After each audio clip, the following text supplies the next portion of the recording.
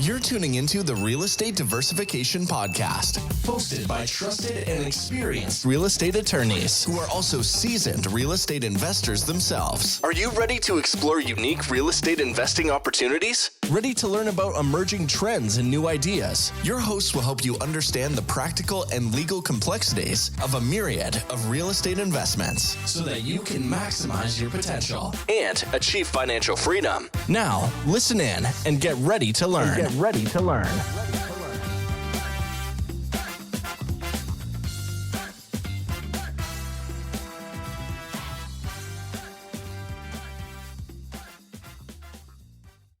Welcome back, Red Podcast Nation. Ferd, Niemann here again today. It's another episode. I've got a co-host today, another cohort here at the Kansas City Real Estate Law Firm, my colleague, Hunter Woodhart. Hunter, thanks for joining me, man. Thanks for having me. Glad to be here. Thanks for putting some work on this, and look forward to working together to teach people today a little bit about subsidized housing. There's all types of subsidized housing. The most common that people are probably aware of is Section 8. So we're going to cover that. And then we're also going to cover some Section 42, which is more of a tax credit program. And just for our audience out there, there are dozens, if not more, of these type of programs. A lot of them are federal, some of them are state, some are even local. Cities will have kind of public policy initiatives where they want, say, 20% of an apartment complex to be, quote, affordable. And affordable could be measured by any one of a number of metrics, say 80% of the median income level. And then based on that, programs like Section 42, it's designed to provide affordable housing, so they'll give you some sort of subsidy, and we'll get into that. And in Section 8, it's generally more at the individual basis as opposed to an entire complex. It could be an entire building or complex, but oftentimes, and where my experience has been with Section 8, has been on a single residential building or single site-built house. I've also done it on a single mobile home. I have a mobile home park here in Kansas City where I've got 93 units. About 5 or 6 are homes that we own the home and we rent them to people on Section 8. We've got about 25 other homes that we own and we rent them to people who are just paying market-based rental rate. And then we have, 60 or so other pad sites where there are homes on there that we may have owned at one time, but we've since sold, and they're tenant-owned homes. And in that case, they just pay lot rent.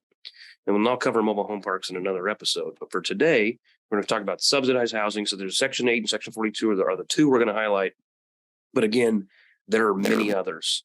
So just right out of the gate, high level on Section 8, it's often called choice housing now because the old Section 8 had a bad reputation. I had a lot of people tell me when I got in the rental business 15 years ago, don't do Section 8. And there was a stereotypical single mother of 3 in a rough neighborhood in a really crappy house, and these were slumlords. So the program really has rebranded itself as choice housing. In theory, people have the choice to be in this program. But the reality is they are screened and they generally are being determined to need some sort of leg up. It's administered typically at high level at the federal level, Department of HUD, and then they generally find local cities or counties or even other nonprofits I've seen that are involved in the Section 8 process. So that's just kind of real high level on Section 8. Section 42 is there's also state credits, but the one that I'm talking about in Section 42 is the federal code. It's the LIHTC or Low Income Housing Tax Credit Program, and it's administered by the IRS, interestingly enough. Oftentimes, these are buildings that are constructed with tax credit. So there's maybe a building that you build and you have the subsidy of a credit. So let's say you're going to build a $10 million complex and you get a $7 million loan. Well, you need $3 million of equity. Well, one way that you get equity is you may get $3 million of tax credits, maybe $3.2 million, and you can sell ththese tax credits to people that have taxable income, whether federal or state, and they can, unlike a deduction, or if you make $100,000, you have $10,000 of deductions, your income is only $90,000, and you pay taxes based on that. Well, a credit is actually dollar for dollar, so a credit is more valuable from an income tax perspective than a deduction would be. So this program, typically you have to go through a number of hoops. We'll cover those. Oftentimes it's a 10-year horizon where you get the tax credits. Sometimes you can monetize them and sell them, at the front end. And there are lots of other state historic preservation tax credits. There are new markets tax credits and a bunch of other ones. But in general, they all work similarly. So that's kind of the brief intro. All right, Hunter, I've been talking at you, so I'll be quiet and let you maybe just high level go through some of the common documents involved in these transactions. Yeah. So, first thing you're going to do for either is typically identify a property, or in the case of Section 8, it can be more of identifying a tenant that has a voucher, and then entering into a lease agreement or a rental agreement. Yeah. If you're Section 8, you'll have the Section 8 housing voucher. And then if it's a Section 42, then the developer or the owner of the qualified building will enter into the credit agreement. And then both Section 8 and Section 42 will have financing documents often. So, your mortgage, your deed of trust, if depending on the state, note. You'll have environmental reports. So, phase 1, if needed, phase 2.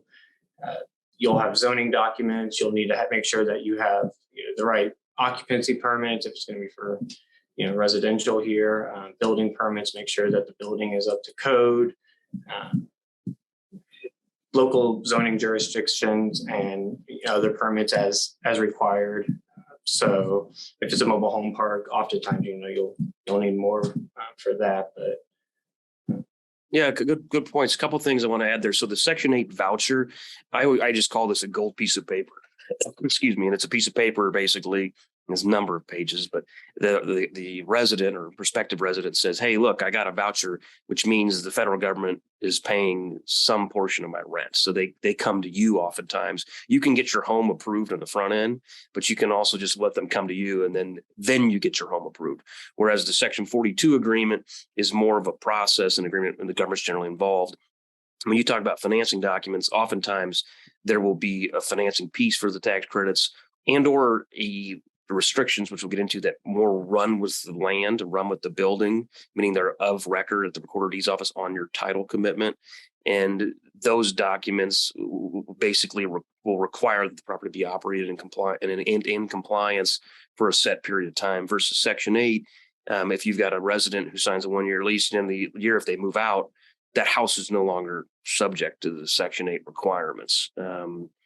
And then generally the environmentals, the zoning, the building permits, those are more important on the Section 42.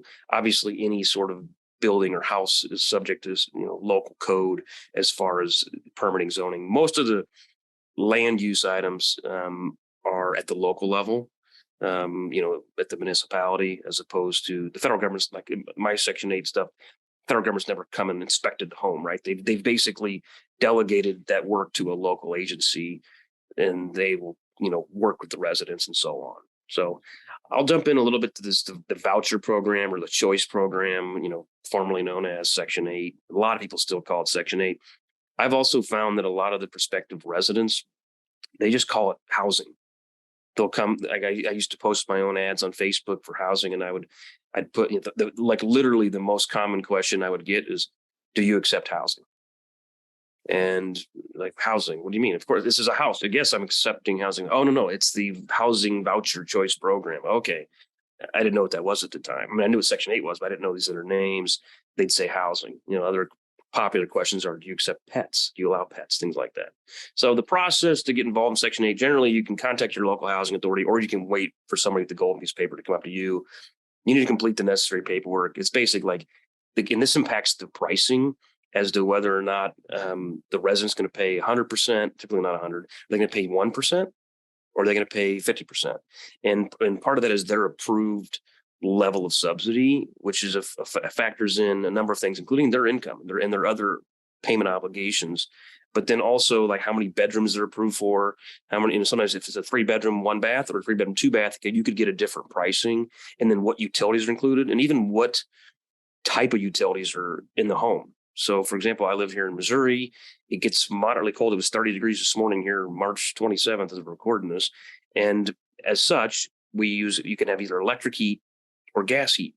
Gas heat is generally less expensive on a monthly basis. So if the house is electric heat, I've rented mobile homes that are all electric, and I'll get dinged by Section 8. Like, well, the resident can't pay all that electric, so we're only going to let them pay so much more in rent. But basically, you got to complete the paperwork and show them the property and show them about the property. And then another process is the property inspection. And this has gotten a bad reputation in the years as far as like very onerous. I don't think they're that onerous, to be honest. It's like the fridge must be clean. The carpet must not have any noticeable like vomit or blood. I mean, it's just like, what? Like they basically like, we don't want, quote, poor people to have to live in poor or substandard conditions. So they want to inspect it. And then they want doors that lock, windows that open and close, GFCI outlets in the kitchen and the bathrooms, things that are like basic modern code. So, generally, any home that's really old, maybe a problem. Any home that's in the last 25 or 30 years, it's not that big a deal to make some, and they generally give you a reinspection. They come by once, they give you a written list, and they come by a second time. If you miss the second time, you're in trouble. You're out, right? So you got to make sure you fix that stuff. Sometimes they make you a tenant orientation. I've never actually had to go to one. And I've done this in several cities. So the local administrators that I've worked with do not require an orientation. I think they required they give me a pack of information that I had to fill out an affidavit or something that I read it. And then another step in the process is listing your property. This is kind of optional. Like you can tell, they will help you market, and you can list the property on their list, and then it puts it on the program, but you can just do your own regular marketing as well. Like all residences that you're leasing, you should screen the tenants. You have to screen the tenants here. Now they also screen them. So it's like a double check, which again, one of the old knocks in the program is you had bad residents, but like really you kind of don't, because they mess up, then they lose their gold piece of paper and they have to put up their own security deposit typically. Again, like all housing, you have to treat them equally. Meaning you can't, just say, oh, now that your income is partially from the government, I'm going to kick you out. No, it's like, if you're going to allow Section 8, which is an option, then you treat them equally. And then you should have them sign a lease. And then Section 8 may have an addendum or a supplement to that lease. And then you just start receiving rental payments, right? Pretty cool. And if you evict them, sometimes there's eviction hurdles that you have to go through above and beyond regular landlord tenant law. Section 8 also has another program that's like domestic abuse. I had a woman that moved in and she had been sexually assaulted, and Section 8 was paying all of her rent for a certain period of time. But I had to agree that I wouldn't evict her, basically for any reason. Ironically, I ended up having to evict that woman because her boyfriend became a major problem. But I had to wait X number of months before I could do it. And it's not uncommon for people that are on Section 8 to have a family member or boyfriend or girlfriend sneak in to get in on the free rent, so to speak. So that's another thing you got to look at as far as the screening. All right, Hunter, high level, anything I missed there on Section 8, or you want to jump into pros and cons? No, I think you outlined the process pretty well for the Section 8. It's definitely more simple than the 42 is. Agreed. So. Yeah, agreed. Okay, well, I'll jump in. I'll cover some of the pros, and why don't you cover some of the cons? And if some of them we'll probably agree upon, some of them we may debate. But obviously, I think the best thing about Section 8, the number one pro, is it's essentially guaranteed rent. The government's paying the rent, right? So that's a pro. On that, though, you have some more increased administrative work, right? We've talked about that you have to have extra compliance. So guaranteed pay, but more work, and you can oftentimes have less control over the tenant selection too, because you have to, treat everyone with the equal, of course, which applies to all housing, but Section 8 alone will have additional criteria that, like, if you're going to accept Section 8 housing, then you need to accept these terms for tenants. And so it can encroach on some of that control that a landlord may have. Yeah, no, I'll concede that for sure, that, the income is quote guaranteed, but it ain't free because it comes with hoops. And Section 8 pitches to us that, oh, we have compliance support, but as you kind of alluded to there, you need support because you have all this extra compliance and red tape. So that would be a key con of Section 8. Another con related to that is, just these extra repairs or extra enhancements to a home. You get the income eventually, but you have to spend more money. So you have more expenses on the front end as well. Like, if I have a mobile home that's got 16 windows and 15 of them open, I'm probably just going to leave it. Right. And then just say, hey, look, just don't open that window. If it's, it's right next to another window. So if there's a fire, jump out the other one. If you want to open the windows for the breeze, like, one of them doesn't work that well. And they're not going to like that. They're going to make you fix that window and make you. Sorry. Go ahead. No, go ahead. Let's also not forget that it can sometimes be, the rate can be capped at what you're allowed to charge. So while it's guaranteed, it may not be as much as you could get at the open market. No, that's definitely true. I've had that happen where it's frustrating where, I'm going to rent this for $950. Me and the customer agree it's $950. Section 8 comes out and they say, well, based on their income or based on the market, you can only charge $900. And it takes a minute. So I've taken it off the market essentially to go through this process. And then they tell me I get $50 less. So what I've found is the new shiny houses, while everybody wants them, they don't work as well for Section 8 because they're not going to really give you a premium rent because it's new and shiny. They're basically identifying the price based on zip code and bedroom count. So, I used to do this with single family houses. It'd be 100-year-old house, but it was in a desirable area and it'd be 3-bedroom. Okay. The house next door could be pristine, new construction, 3-bedroom, and it's like the same price. Right. So the sweet spot is probably your B level single family home or your B level mobile home to be approved for to get to maximize the rental rate. I'd say a pro also is just reduce vacancy rates, right? Because you're opening yourself up to the whole market of housing. I had a woman one time and she came in and she goes, "Do you guys take housing?" And it was a mobile home I had just rolled in. And I was like, "Yeah, I'll take housing. How much is your voucher?" And she's like, $950. And I was just like, I was going to rent that for $850. Yeah, I'll do $950. And in her case, the federal government paid like $930 of the $950. And she said to me something like $700. And she's like starting to cry. And I was like, "What's going on?" She's like, 700 consecutive people said no when I asked them if they take Section 8 or they take housing. And I couldn't believe it, but I get those messages all the time on Facebook. Like it was the auto reply almost, like, "You take housing, you take housing." And a lot of times on our brand new homes, we'll say no, not the first time. It's never been occupied. We don't do it on a new home, but on a home that's already been occupied, we'll say sure. But I got to watch it because financing and stuff with my banks, they only want a certain percentage of rentals, period. And if a Section 8 renter is going to be an all-time renter, they rarely convert to mobile home buyers or site-built house buyers. So there was a massive demand. So that's a huge pro, is it reduce vacancy and reduce just cost of marketing and advertising. Because Section 8, well, if you don't, they could help you find people, but I've never had that issue. If I put a home for rent, we accept Section 8. I'm gonna have to take the ad down by the end of the hour because I'm gonna be blowing up so much. So that's a huge pro, is massive demand. One note on that though is, and I think the pro might outweigh the con here, but there can be a higher turnover rate with the Section 8 because there's this constant competition of looking for what can I get for my $950 that's better, right? What's newer? What's the new shiny toy? So while you might have all these, the demand for it, it's oftentimes it can be because they're leaving every few years, or because they just they're leaving because they want to. You want to stay in a place every 3-4 years and then move somewhere new, different part of the city. Yeah, I mean, that might be the case in some markets. In the Midwest here, I've not experienced that. To me, the residents stay for a really long time. I had a woman move out of a site-built house because she was required to pay all the heat bill. And it was an old house with bad insulation, and the heat bill was several $100s a month. So she moved out because of utilities. And then I have people move out when I'm like, "Hey, I'm going to sell these. I have to help sell some more houses. I'm not going to rent this tranche." But generally, I don't do that till they're like ready to leave. But I've had a high occupancy, generally low risk default. One challenge I've had that does lead to some turnover is when they end up getting boyfriend or grandma or stepson or somebody to move in and they've outgrown the house, or some people get booted off the program for other reasons. Like they have basically probation.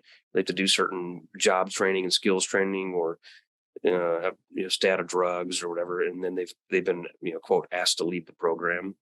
But overall, I think it gives you a wider range of tenants to access. And then it's, you could have a positive community impact also. They're like, "Look, you're providing affordable housing when you're doing Section 8. So there's a little bit of just feel good. Like I mentioned, the one lady, this was like 5 years ago, and her and her husband, they have my phone number because a lot of my residents don't, because we have to go through the management company. But I actually leased them this house myself, so she still will like text me once in a while and say like, just want to let you know you're a blessing. We appreciate this house, this neighborhood. We've never been happier. We're praying for you. Let us know if there's anything we can do for you. Like, this lady and her husband's there too. They're like, 75-year-old couple, and they're just sweet as can be. So it's like, all right, I'm like never gonna sell that house and make them move, And they take pristine care of it, right? So which used to be the knock, was they beat it up. But I haven't found resident, if you have tenants in general as a landlord, at some point somebody's going to punch a hole in the wall. Somebody's going to, break a window. But I've not seen an undue amount of damages in my rental houses that are Section 8. Those are most of the pros I can think of. Hunter, you got any cons that I missed? No, I mean, the only last thing I can think would be, and it kind of ties into what we've already said with treating everyone fairly, but that does entail the eviction process. And that means that you're going to have to go through the same eviction process as everyone. So, one might think that there's, some kind of agreement between Section 8 with the government and the landlord, that if there's, a default or a breach of the lease, that they can just, have a self-help eviction almost.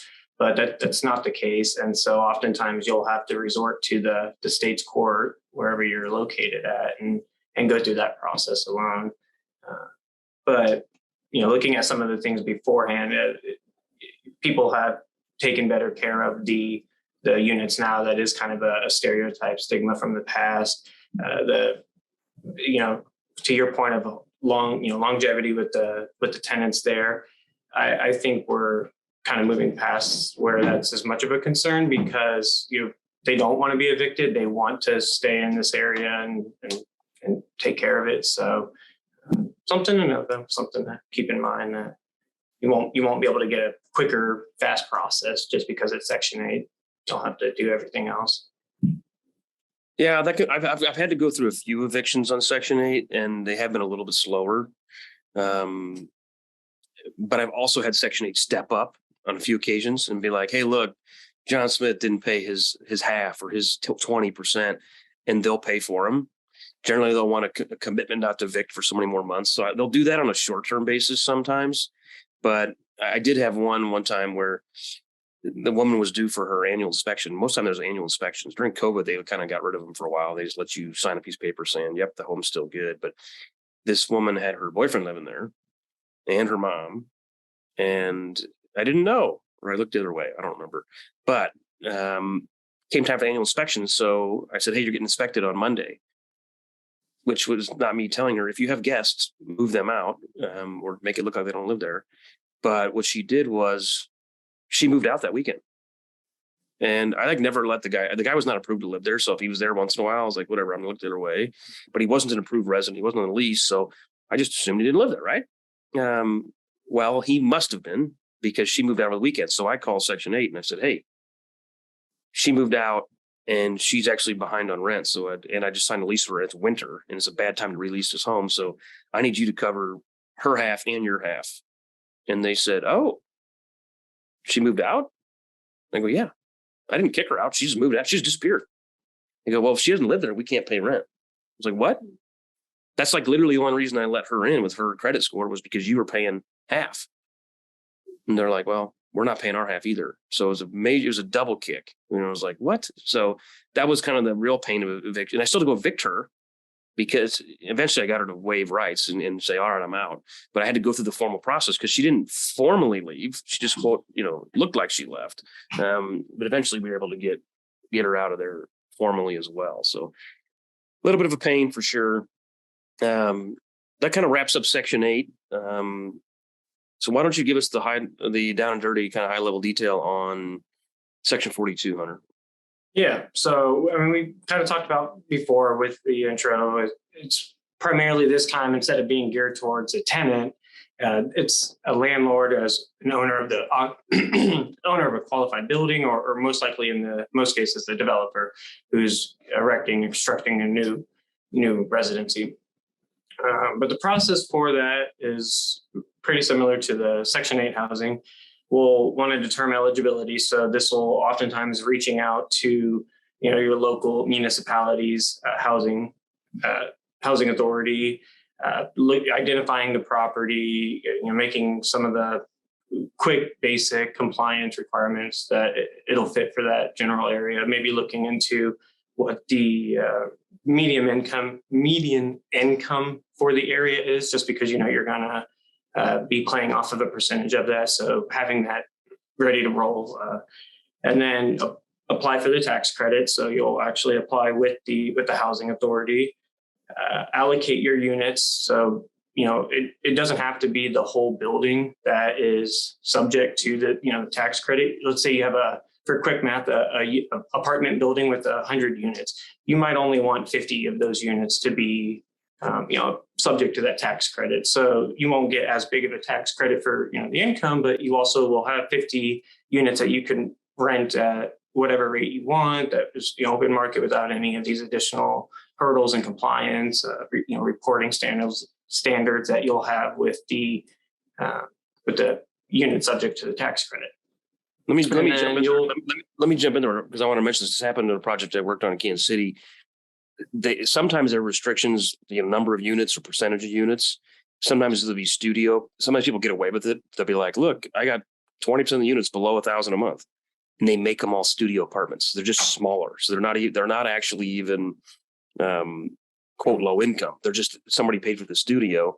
But then sometimes what the government will get smart on, and this is often at a local level, they will restrict that you can't have lower quality finishes and you can't put them all together. So it can't be like, okay, the second floor, those are all the poor people. That's the subsidized floor. Oh, by the way, on the second floor, the appliances are white. On the third floor, the appliances are stainless steel and we have granite countertops and you need special key access to get to the third floor. Oh, and the pool on the 10th floor, it's only available for people on floors 3 through 10.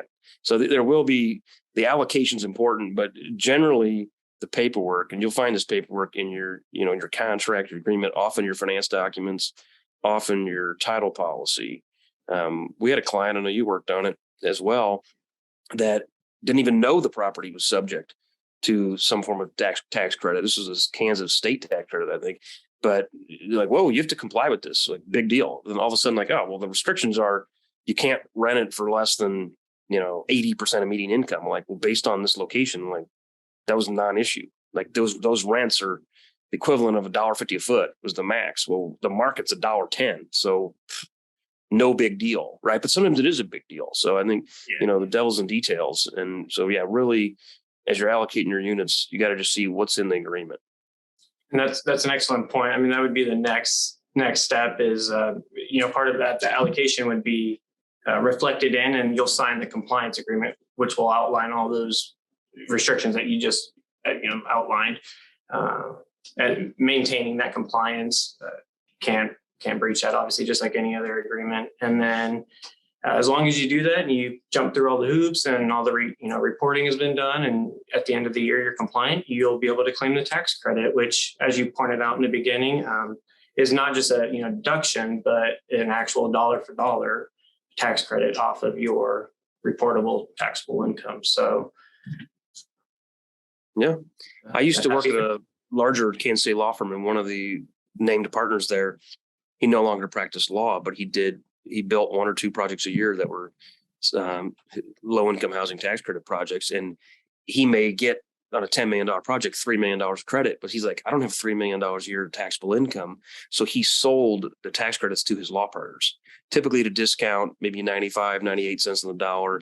Some of the credits like new markets tax credits, which are in certain census tracts and lots of requirements, those will sell at a lower dollar. Oftentimes banks or kind of quasi-government utilities, they'll need income or ultra high net worth people.